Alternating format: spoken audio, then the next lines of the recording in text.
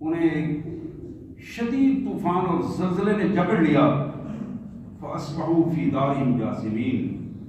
اور نتیجہ یہ نکلا کہ وہ اپنے گھروں میں صبح اوندے منہ پڑے تھے۔ ایک قوم کا منظر یہاں بتایا گیا، اب ایک دوسرا منظر قرآن دکھاتا ہے، وَعَادًا وَثَمُودَ، قوم عاد اور قوم سمود، وَقَدْ تَبَيَّنَ لَكُم مِّن مَّسَاكِنِهِمْ، ہم نے ان کے گھروں کے بارے میں، ان کے رہائش گاہوں کے بارے میں، ان کے محلات کے بارے میں اس سے پہلے تم پر واضح کر دیا ہے کہ وہ کس کیفیت میں رہنے والے لوگ تھے۔ وَزَيَّنَ لَهُمُ الشَّيْطَانُ أَعْمَالَهُمْ، یہ وہ لوگ تھے کہ ان کے اعمال کو شیطان نے ان کے لیے بڑا پرکشش بنا دیا تھا، وہ اپنے آپ کو بڑا ہی بہت کچھ سمجھنا شروع کر دیا تھا انہوں نے۔ فَصَدَّهُمْ عَنِ السَّبِيلِ، اور نتیجہ یہ تھا کہ وہ اللہ کی راہ سے رکاوٹ کا سب سے بڑا سبب بن گئے تھے۔ وَكَانُوا مُسْتَبْصِرِينَ، اور یہ کام وہ جان بوجھ کر کر رہے تھے، کھلی آنکھوں سے کر رہے تھے۔ وقارون، ایک تیسرا منظر قرآن دکھاتا ہے، وقارون وفرعون وحامان، اور ذرا اندازہ کرو کہ قارون، فرعون اور حامان یہ تینوں ایک قوتیں، وَلَقَدْ جَاءَهُم مُوسَىٰ بِالْبَيِّنَاتِ، ان کی طرف موسیٰ علیہ السلام آئے اور بڑے واضح اور روشن دلائل لے کر آئے، پوری دلیل کے ساتھ ان کے پاس آئے۔ فَاسْتَكْبَرُوا فِي الْأَرْضِ، یہ وہ لوگ تھے جنہوں نے زمین میں اپنے آپ کو بڑا بنا کر پیش کیا تھا، مسلط ہو گئے تھے اور قوت سے اپنے آپ کو بڑا بنا کر پیش کر رہے تھے۔ وَمَا كَانُوا سَابِقِينَ، لیکن ان کی یہ ہمت نہیں تھی کہ وہ ہمیں پیچھے چھوڑ جائیں اور خدا کے نکل جائیں، کبھی ایسا نہیں ہوا۔ فَكُلًّا أَخَذْنَا بِذَنبِهِ، ہر ایک کے جرائم کے حوالے سے ہم نے ان کو دبوچا اور قابو کیا۔ اب وہ جرائم ذرا سنیے، فَمِنْهُمْ مَنْ أَرْسَلْنَا عَلَيْهِ حَاصِبًا، کچھ کے جرائم کے نتائج میں ہم نے ان پر پتھروں کی بارش کی اور پتھر مار مار کر انہیں مار دیا۔ وَمِنْهُمْ مَنْ أَخَذَتْهُ الصَّيْحَةُ، اور کچھ کو ان کے جرائم کے بدلے میں ایسی چیخیں اور ایسی آوازیں آئیں کہ اس زلزلے اور چیخوں کی آوازوں میں وہ ذلت اور رسوائی کے ساتھ تباہ و برباد ہو گئے۔ وَمِنْهُمْ مَنْ خَسَفْنَا بِهِ الْأَرْضَ، اور کچھ ایسے تھے جو زمین پر اکڑ کر چلتے اور اپنے آپ کو بڑا بنا کر پیش کیا تھا، ان کے جرائم کی یہ کیفیت تھی کہ ہم نے اسی زمین میں انہیں دھنسا دیا۔ وَمِنْهُمْ مَنْ أَغْرَقْنَا، اور کچھ ان میں سے اتنے بڑے جرائم والے تھے کہ ہم نے انہیں پانی میں ڈبو ڈبو کر مار دیا۔ اب یہ وہ سارے کردار ہیں جو قرآن نے واضح کیے، اور ایک تاریخی جملہ اللہ نے فرمایا، کمال قسم کا جملہ ہے، وَمَا كَانَ اللَّهُ لِيَظْلِمَهُمْ وَلَٰكِنْ كَانُوا أَنفُسَهُمْ يَظْلِمُونَ، کہ لوگوں سن لو، ان میں سے کسی کے ساتھ بھی اللہ نے ظلم نہیں کیا۔ وَمَا كَانَ اللَّهُ لِيَظْلِمَهُمْ وَلَٰكِنْ كَانُوا أَنفُسَهُمْ يَظْلِمُونَ، بلکہ یہ لوگ وہ ہیں جنہوں نے خود اپنے آپ کو ظالم ثابت کر دیا تھا۔ حضرات، ان تین مناظر کے آخر میں اللہ تبارک و تعالیٰ نے ایک بڑی اہم بات کی ہے جو میرے اور آپ کے لیے بہت زیادہ اہمیت رکھتی ہے۔ ان لوگوں کی مثال جو اللہ کی دین کو چھوڑ کر، اللہ کے دیے ہوئے نظام کو چھوڑ کر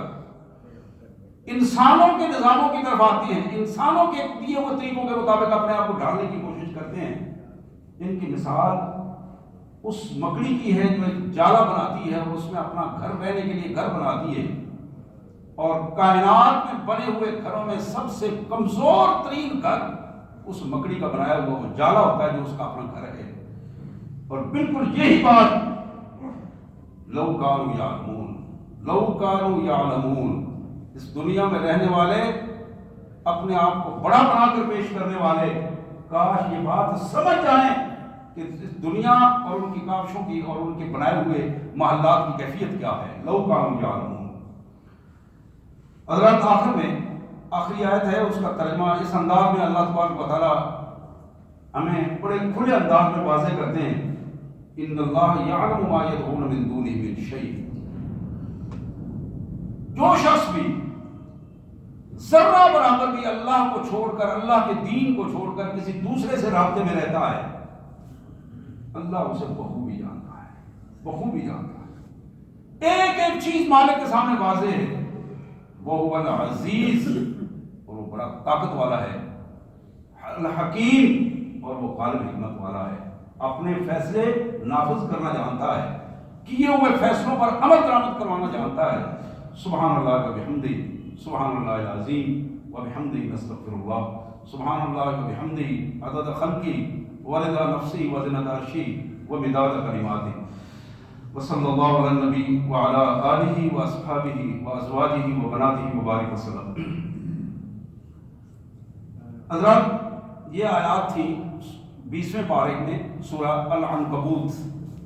36 سے 42 تک آیات مبارکہ۔ یہ میں بار بار اس لیے بتا رہا ہوں، آپ کے علم میں ہے، میں ہر دفعہ یہ بات بتاتا ہوں، کوشش کریں کہ جب بھی موقع ملے ذاتی طور پر الگ ہو کر ان آیات کا ضرور مطالعہ کریں، ان آیات کا مطالعہ کریں، ان کا ترجمہ پڑھیں، ان کی تفسیر پڑھیں، تو ایک نئے انداز میں آپ کے ذہن میں ایک نئے انداز میں رہنمائی کی کیفیت پیدا ہوگی۔ ہم جس دنیا میں بس رہے ہیں، اس دنیا میں بستے ہوئے مجھے شاہ ولی اللہ رحمۃ اللہ علیہ کی وہ بات یاد آ رہی ہے۔ حجت اللہ البالغہ میں انہوں نے ارشاد فرمایا تھا کہ یہ امت مسلمہ، محمد کریم صلی اللہ علیہ وآلہ وسلم کی یہ امت، جو امت اجابت ہے، جس نے رسول اللہ کی دعوت کو قبول کیا ہے، یہ جو کلمہ پڑھنے والے لوگ ہیں، اس امت کے زوال کے 3 بنیادی اسباب ہیں، 3 گروہ ہیں جو اس امت کے زوال کے اسباب مہیا کرتے ہیں۔ ان میں سب سے پہلا گروہ جسے گنوایا گیا وہ جاگیردار ہیں، جو نسل در نسل اپنی جاگیروں پر فخر کرتے ہوئے اور متکبرانہ رویہ رکھتے ہوئے اپنی مرضی اور اپنے مفادات کا تحفظ کرتے ہوئے اس امت کے زوال کا اسباب فراہم کرتے ہیں، اور اس امت کا زوال جو ہے انہی کے ہاتھوں وقوع پذیر ہو رہا ہے۔ دوسرا طبقہ جس کو شاہ ولی اللہ رحمۃ اللہ علیہ نے انڈیکیٹ کیا ہے، یہ وہ طبقہ ہے جنہیں ہم سرمایہ دار کہتے ہیں، بیوروکریٹ کہتے ہیں، وہ با اختیار لوگ جو پس منظر میں اپنے پورے اختیار کے ساتھ ہوتے ہیں، اور وہ پیسے والے لوگ، وہ فیکٹریوں والے لوگ، بڑی بڑی سرمایہ کاری کرنے والے لوگ، یہ وہ لوگ ہیں جو اپنے مفادات اور تحفظات کی بنیاد پر امت کے نظریات سے منہ موڑ کر امت کو زوال تک پہنچاتے ہیں، اور امت کو اپنے اصل ٹریک سے ڈی ٹریک کرنے کی کوشش کرتے ہیں، کہ ان کا پس منظر صرف ان کے مفادات اور ان کے تحفظات ہوتے ہیں۔ تیسرے نمبر پر جناب شاہ ولی اللہ رحمۃ اللہ علیہ امام المجتہدین نے جو بات بتائی، وہ علماء سو ہیں۔ علماء سو ہیں وہ لوگ جو بات تو قرآن کی کرتے ہیں، حدیث کی کرتے ہیں، دین کی کرتے ہیں، اور اس شیلٹر میں چھپے ہوئے وہ شیطان ہیں جو اس امت کے زوال اور اس امت کی ذلت و رسوائی کا سبب بن رہے ہیں۔ یہ 3 طبقات مختلف ادوار میں مختلف حوالوں سے اس امت کے لیے زوال کے اسباب بنے ہیں۔ حضرات، یہ بھی جو آج کا ہمارا موضوع ہے، اس حوالے سے بھی قرآن مجید نے جن طبقات کا ذکر کیا ہے، یہ بھی امت مسلمہ کے زوال کے اسباب سامنے پیش کیے ہیں۔ جناب آدم علیہ السلام سے لے کر محمد کریم صلی اللہ علیہ وسلم تک یہ امت مسلمہ ہے، یہ امت مسلمہ ہے، یہ سارے مسلمان ہو کر گزرے ہیں۔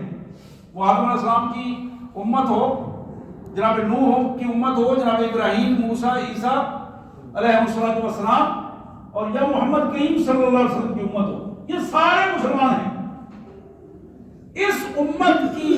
زوال کے حوالے سے جو بھی جہاں کوئی کردار ادا کرتا رہے گا، اسے اس دنیا میں بھی اور آخرت میں بھی اس کا جواب دینا ہوگا۔ قرآن مجید نے سب سے پہلے ان لوگوں کا تذکرہ کیا کہ جناب شعیب علیہ السلام کی قوم، ان کے سامنے دعوت پیش کی گئی، اور یہ دعوت 3 بنیادی پوائنٹ پر تھی۔ پہلا پوائنٹ یہ تھا کہ اللہ کے بندے بن جاؤ، اپنے نفس کے بندے نہ بنو، کسی دوسرے کے بندے نہ بنو، خالصتاً اپنے اللہ کے بندے بن۔ اللہ کے بندے بننے کا مطلب یہ ہے کہ اپنے آپ کو اللہ کے قانون کے مطابق ڈھال، تمہاری انفرادی اور اجتماعی زندگی اللہ کے قانون کے مطابق ڈھل جائے۔ یہی وہ اللہ کی بندگی ہے، یہی اللہ کی عبادت ہے، اور یہ اللہ کی اس عبادت کے حوالے سے اپنے آپ کو یکسو کرو۔ دوسری دعوت یہ تھی ورجو الیوم الآخر، آخرت، یوم آخرت کے حوالے سے اپنے آپ کو کانشیس بناؤ، اپنی سوچ بدلو۔ یہاں جو تمہاری زندگی گزر رہی ہے، اس زندگی کا ایک ایک لمحہ ایک وقت آئے گا جہاں تمہیں حساب دینا ہے، اور اس کے لیے اپنے آپ کو تیار کرو، اور امیدیں اس دنیا میں نہیں، دنیا سے نہیں، آخرت سے اپنی امیدیں وابستہ کرو، وہاں اپنی آخرت کی زندگی کو زندگی بناؤ۔ تیسری بات یہ تھی جس کی دعوت دی گئی، وَلَا تَعْصَوْا فِي الْأَرْضِ مُفْسِدِينَ، زمین میں اپنے آپ کو فسادی مت ثابت کرو، زمین میں فتنہ و فساد کا موجب مت بنو۔ حضرات یہ تینوں دعوتیں، تینوں پوائنٹ جو نکات دعوت کے ہیں، بالعموم سارے انبیاء کرام علیہ السلام کی دعوت کی بنیادی نکات میں یہ شامل رہے ہیں۔ لیکن یہاں پوزیشن کیا بنی؟ انہیں جھٹلایا گیا، ان کی دعوت کو جھٹلایا گیا، اور پھر نتیجہ ذلت اور رسوائی اور تباہی ہوئی۔ قوم عاد اور قوم سمود، جس کو قرآن مجید نے ہمارے سامنے رکھا اور نمونے کے طور پر وہ منظر پیش کیا، وہ لوگ جو پہاڑوں کے اندر بڑے بڑے گھر بناتے، محلات بناتے، اپنی کاریگری کے اور فنکاری کے اعتبار سے پوری دنیا میں معروف، انجیل میں ان کا نام تھا، آج کی تاریخ میں ان کا نام ہے۔ ایسے کمال صلاحیتیں رکھنے والے لوگوں کو قرآن مجید نے ان کے حوالے سے بھی بات کی، انہیں بھی دعوت دی گئی، دعوت تسلیم نہیں ہوئی، بلکہ الٹا وہ اللہ کی دین کے راہ میں رکاوٹ بنے، اور اس رکاوٹ کو وہ بہت اچھا سمجھ رہے تھے۔ شیطان نے ان کو بہت اچھا برباد بنا دیا۔ جان بوجھ کر کھلے آنکھوں یہ جرائم کرتے ہوئے وہ اس پوزیشن میں آئے کہ اللہ کی پکڑ کا سب کے لیے وہ اپنے آپ کو انہوں نے ترن والا ثابت کر دیا۔ تیسرے منظر میں قرآن بتاتا ہے کہ قارون، فرعون اور حامان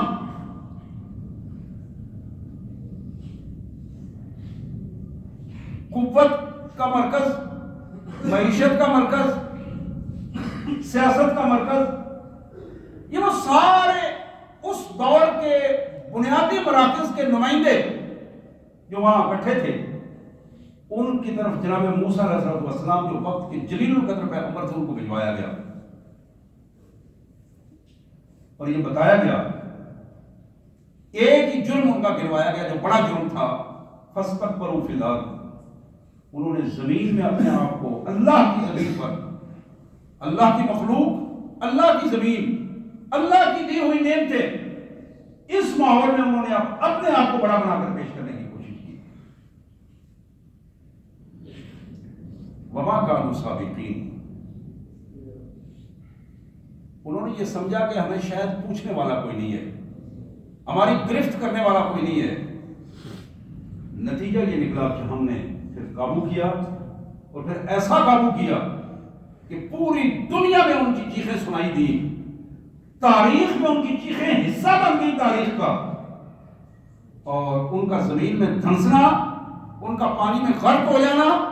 اور ان کے ان پر پتھروں کی بارشیں برسنا، یہ تاریخ کا وہ حصہ بنی۔ ہر دور کے لوگوں نے ان کی تاریخ کو پڑھا اور ان کے لیے وہ عبرت کا ایک نمونہ بن گئے۔ وَمَا كَانَ اللَّهُ لِيَظْلِمَهُمْ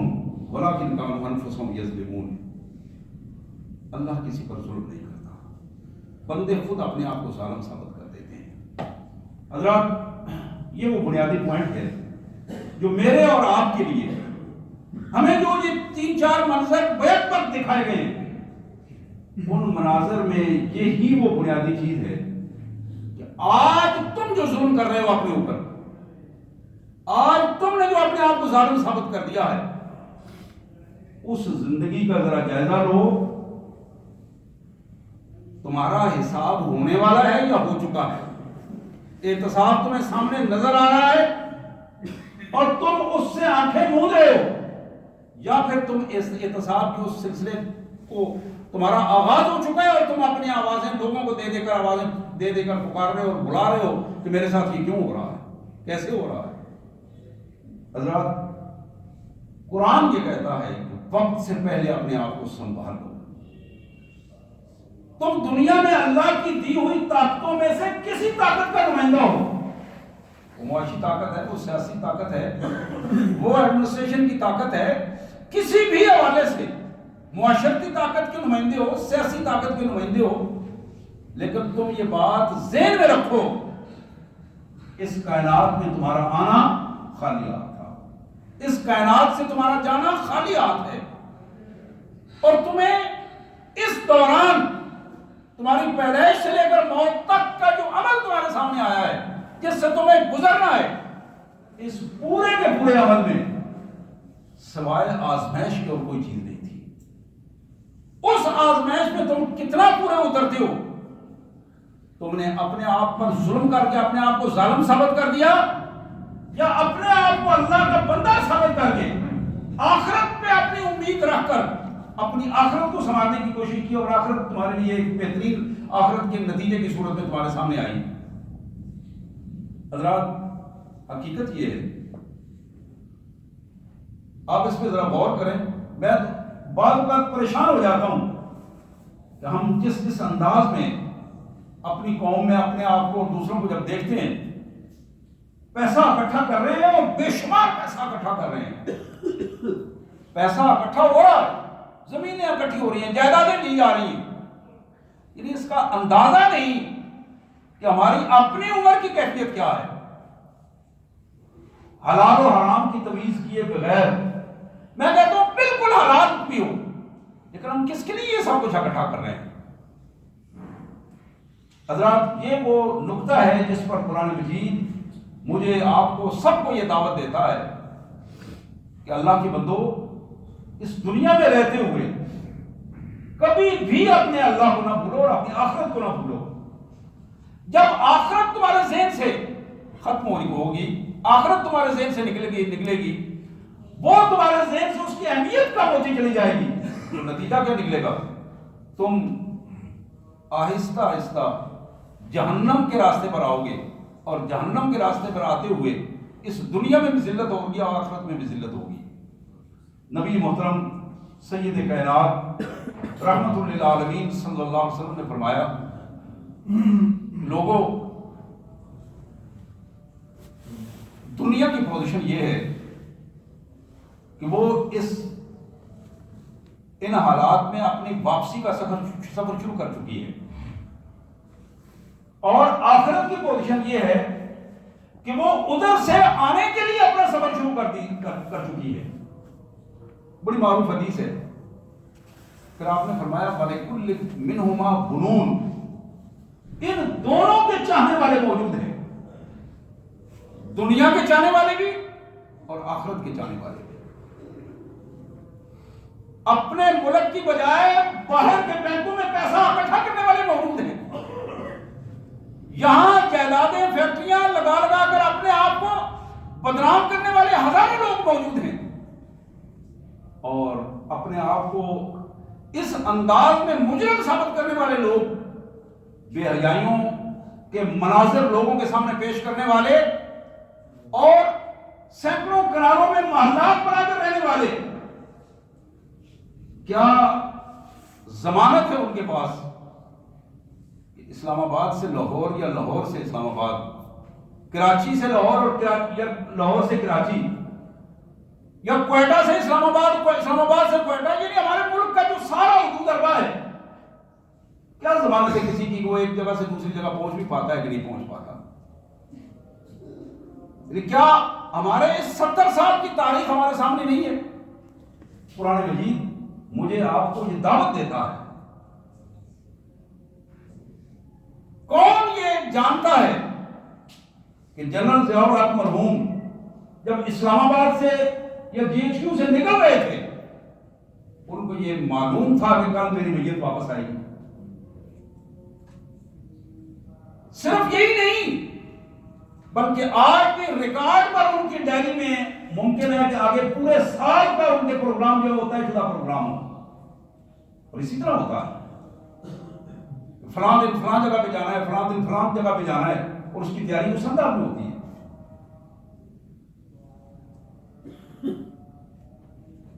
ہمارے ملک کی تاریخ کا ایک نام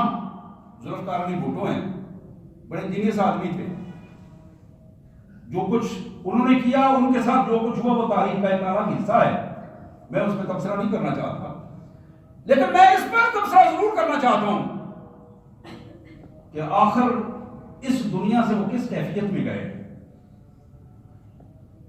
ہم دوسروں کو الزام دیتے ہیں. بعض اوقات یہ ہوتا ہے کہ آدمی ایک گلی میں جا رہا ہے، گلی میں جاتے ہوئے کوئی اس کو تھپڑ مار دیتا ہے، کوئی اس پر جوتا پھینک دیتا ہے، کہیں اس کی انسلٹ ہوتی ہے. حضرات یہ بات بالکل طے ہے کہ اللہ کے علم میں تھا وہ کچھ،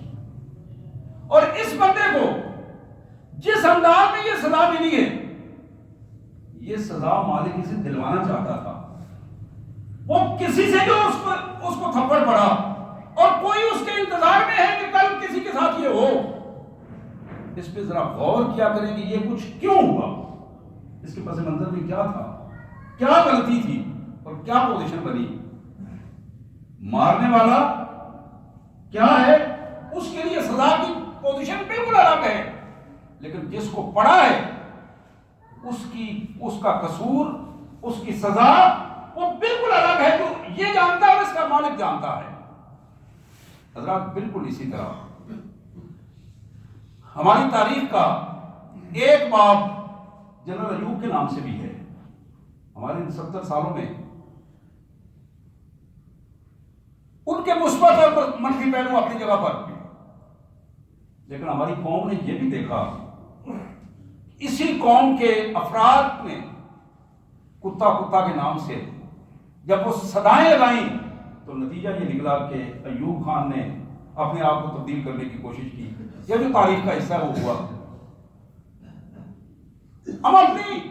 اس تاریخ کو پڑھتے ہوئے، دیکھتے ہوئے آج اس سٹیج پر پہنچے ہیں. ہمارا ملک افراتفری کا شکار ہے. بے ایمانی، بد امنی، فحاشی، عریانی، غنڈہ گردی، بدماشی اور بد دیانتی، جھوٹ، بد اخلاقی، یہ وہ چیزیں ہیں جو ہماری قوم کی عمومی پہچان بن چکی ہے.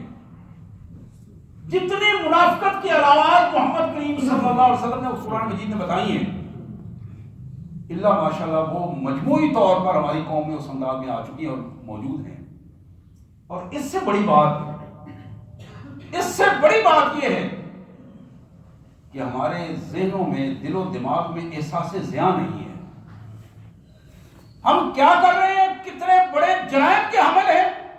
اس کا ہمیں ادراک ہی نہیں کہ ہم سے کیا کچھ ہو رہا ہے. اور یہی وہ وجہ ہے کہ ایک گھر میں رہنے والے ماں باپ نے کبھی نہیں سوچا کہ میرا بیٹا کس انداز میں، کن جرائم میں ملوث ہے اور اس کا نتیجہ کیا ہوگا. اپنے بچوں کی محبت، پیار اور ان کے تحفظ میں ان بنیادی اصولوں کو جب ہم اگنور کرتے ہیں، بنیادی اصولوں کو جب ہم ان سے منہ موڑتے ہیں، پھر نتیجہ یہ نکلتا ہے کہ وقت وہ آتا ہے اس سزا میں ہمارا حصہ بھی ہوتا ہے اور ہمیں وہ حصہ اس حوالے سے بھگتنا پڑتا ہے. بالکل یہی بات ہے. قرآن مجید نے یہ مناظر دکھا کر ہمارے سامنے بڑے کھلے انداز میں یہ بات کہی ہے کہ لوگوں، وما کان اللہ لیظلمہم، وما کان اللہ لیظلمہم، اللہ ظلم نہیں کرتا. آج اگر تم دبئی میں بڑے بڑے پلازے بنا کر اربوں روپے پاکستان کے وہاں لگا رہے ہو، برطانیہ میں بہت کچھ اکٹھا کر کے، سوئٹزرلینڈ میں بہت کچھ اکٹھا کر کے تم رکھ رہے ہو، تو یہ وہ مکڑی کا جال ہے جو اڑ جائے گا اور تمہارا اس سے کسی بھی سطح پر کوئی افادیت تمہیں حاصل نہیں ہوگی کہ وہ جاتے ہوئے، اس دنیا سے جاتے ہوئے تمہیں قبر کی وہ مٹی اور وہ جگہ نصیب ہوگی،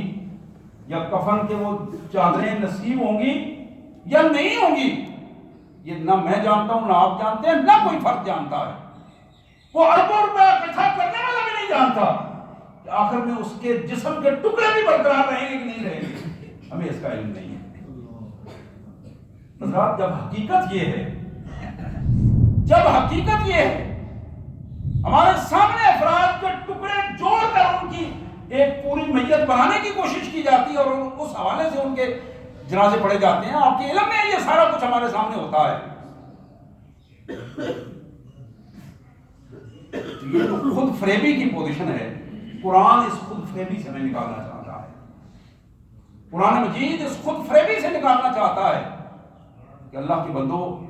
آؤ اپنے آپ کو اللہ کا بندہ ثابت کر دو، اپنے آپ کو اس پوزیشن میں لے کے آؤ کہ دنیا کی جتنی پرکشش معاملات ہیں، جتنی آسائشیں ہیں، جتنی آسانیاں بھی ہیں، ان ساری آسانیوں میں رہتے ہوئے اپنے آپ کو اس طرح ثابت کر دو کہ میں اللہ کی نافرمانی کے لیے پیدا نہیں ہوں، میں کسی صورت میں محمد رسول اللہ صلی اللہ علیہ وسلم کی امت میں اپنی پہچان فسادی کی پہچان نہیں بناؤں، فتنہ و فساد کا شکار نہیں ہوگا، نہ دوسرے کو کروں گا۔ حضرات، یہ جو امن کا پیغام ہے، سلامتی کا پیغام ہے، یہ پیغام اللہ تبارک و تعالیٰ نے اپنے دین کے ذریعے دیا ہے۔ یہ پیغام محمد رسول اللہ صلی اللہ علیہ وسلم کے لائے ہوئے دین کے نام پر ہے، اور اسلام لفظ یہ ہے کہ دوسرے کو سلامتی کا پیغام دینے کے لیے۔ مسلم کا مطلب ہی یہ ہے کہ اس کا وجود دوسرے کے لیے امن کا باعث ہے، سلامتی کا باعث ہے۔ اور مسلمان جہاد کرتا ہے تو ظلم کو مٹانے کے لیے جہاد کرتا ہے، ظلم پیدا کرنے کے لیے جہاد نہیں کرتا، اس لیے کہ وہ تو امن قائم کرنے کے لیے، اس کا وجود امن قائم کرنے کے لیے ہے، دنیا کو اس پلیٹ فارم پر لانے کے لیے ہے جو دنیا کو امن، سلامتی اور امت مسلمہ کو اتحاد اور یکجہتی کی کیفیت میں لے کے آتا ہے۔ آج بعض امت مسلمہ کے غلط رویوں نے پوری دنیا میں امت مسلمہ کو اس طرح بدنام کیا ہے کہ آج ظالم کفار نے اس کے وجود کو زخمی کر دیا ہے۔ فلسطین اس کے وجود کا ایک حصہ ہے، کشمیر اس کے وجود کا ایک حصہ ہے، فلپائن کے مورو قبائل اس کے وجود کا ایک حصہ ہیں۔ اور حضرات، اس امت کے جو بھی حصے پوری کائنات میں جہاں بھی موجود ہیں، وہ سارے کے سارے مل کر امت مسلمہ بنتی ہے، اور یہی امت مسلمہ ہے جس کی مثال محمد کریم صلی اللہ علیہ وسلم نے فرمایا کمثل الجسد، ایک جسم کی مثال ہے، اور اس جسم کی مثال کی پوزیشن یہ ہے اذا اشتكى عضو تداعى له سائر الجسد بالسهر والحمى، ایک جسم کے ایک چھوٹے سے حصے کو بھی اگر تکلیف ہو تو پورا کا پورا جسم بے خوابی اور درد کی وجہ سے پریشان رہتا ہے۔ آج اس بے خوابی اور درد کی پوزیشن ختم ہو چکی ہے۔ آج تو عروب والوں کو تکلیف ہو تو شہر والوں کو کوئی پریشانی نہیں ہوتی، اگر گجرا والے کو تکلیف ہے تو کراچی والوں کو کوئی پریشانی نہیں، اگر کراچی والوں کو تکلیف ہے تو کوئٹہ والوں کو کوئی پریشانی نہیں۔ یہ وہ وجہ ہے جب امتوں میں بے حسی کی کیفیت پیدا ہوتی ہے، پھر وہ اپنے وجود کے ٹکڑوں کو درست انداز میں اکٹھا نہیں کر پاتے، تو پھر نتیجہ یہ نکلتا ہے کہ امت اپنے مقاصد سے بھی جہاں دور ہوتی ہے وہاں نتائج بھی حاصل نہیں کر پاتی۔ تو یہاں ان جو مناظر اور جو نتائج کے حوالے سے یہ الفاظ میں نے آپ کے سامنے رکھے ہیں، میں بڑی درد مندانہ انداز میں اپنی بہنوں سے بھی، بھائیوں سے بھی، بزرگوں سے بھی، نوجوانوں سے بھی یہ درخواست کروں گا کہ آئیے زندگی کے یہ لمحات جو ہمیں بہت اچھے اور طویل نظر آ رہے ہیں، یہ بالکل ختم ہونے والے ہیں، بالکل ختم ہونے والے ہیں۔ یہ زندگی نہیں معلوم کہ کل یا اگلے لمحے کس کی ہوگی کس کی نہیں ہوگی۔ اس مہلت کے ختم ہونے سے پہلے اپنے آپ کو اللہ کے دین سے وابستہ کیجیے، اللہ کے قرآن سے وابستہ کیجیے، محمد الرسول اللہ صلی اللہ علیہ وسلم کی حدیث اور سنت سے وابستہ کیجیے۔ یہی ہماری نجات ہے۔ اس دنیا میں بھی کامیابی اسی لیے، پیسہ اکٹھا کرنے میں کامیابی نہیں ہے، جائیدادیں اور جاگیریں اکٹھا کرنے میں، یہ سارا کچھ ادھر رہ جائے گا۔ کامیابی صرف یہ ہے، ساتھ جانے والی قوت صرف وہ نیک اور صالح اعمال ہیں جو والباقیات الصالحات جو وہاں کام آئیں گے۔ اللہ سے دعا ہے اللہ تبارک و تعالیٰ ہمیں اپنی زندگیوں کو اس ترتیب کے ساتھ بنانے کی توفیق عطا فرمائے۔ وآخر دعوانا الحمد للہ رب العالمین۔